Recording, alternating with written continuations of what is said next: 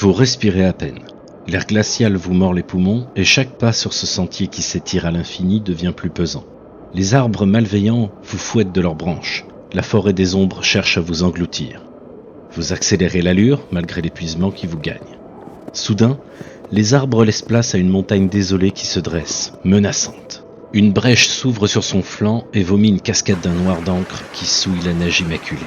Lentement, le flot ténébreux se métamorphose en une légion hurlante de guerriers noirs qui fond sur vous et vous submerge dans un grondement assourdissant. Vous vous redressez sur votre couche, haletant, encore sous le choc de cet horrible cauchemar. Un garde municipal se tient à quelques pas de vous. « Désolé de vous réveiller en pleine nuit », s'excuse-t-il. Mais un voyageur s'est présenté aux portes de la ville et Dame Grissa demande que le Conseil des Sages soit réuni sur le champ. Quelque temps plus tard, vous pénétrez dans la grande salle de la maison commune. Dame Grissa préside à la table de réunion et à ses côtés se trouve un étranger encore couvert de la poussière des chemins. Elle se lève tandis que les derniers arrivants s'installent à la hâte. « Voici Morlon Prill », déclare-t-elle. « Il nous vient de Zengis. Ce qu'il m'a raconté confirme nos soupçons. La forêt nous interdit l'accès à Sardat.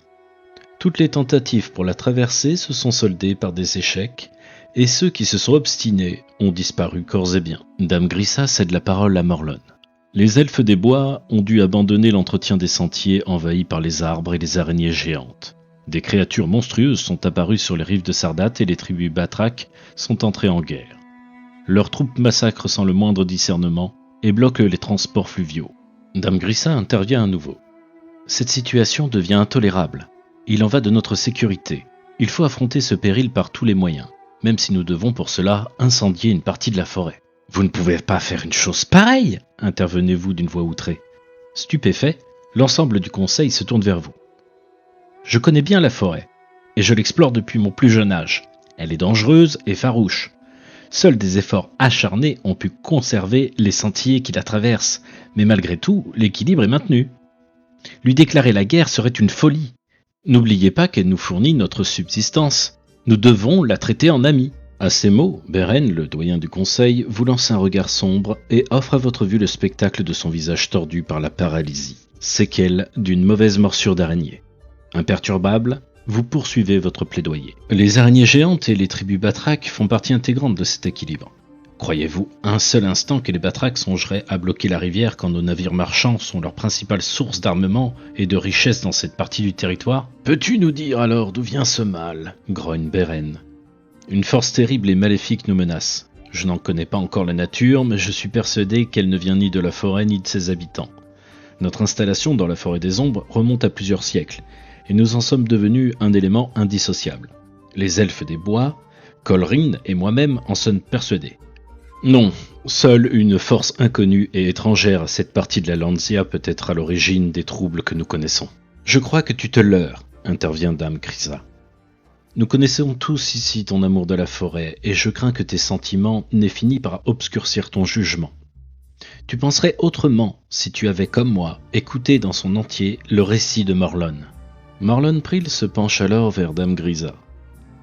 Peut-être serait-il bon que je raconte mes mésaventures à cet honorable conseiller. Lui-même aventurier, je pense qu'il pourra comprendre tout ce que j'ai vu. Dame Grissa marque un temps d'hésitation et Morlon s'empresse d'ajouter.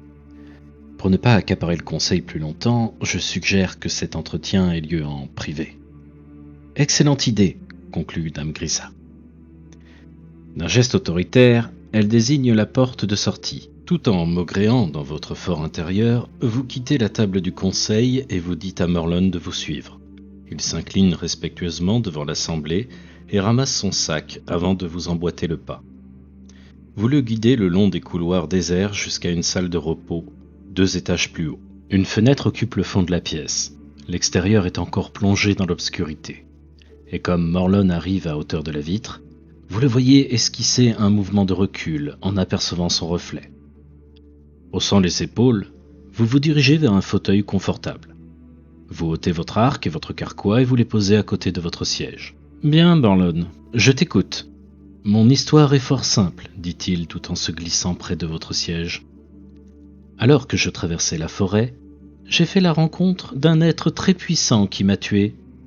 Il a ensuite pris mon apparence et s'est rendu jusqu'ici afin d'éliminer la seule personne capable de contrecarrer les plans de son peuple.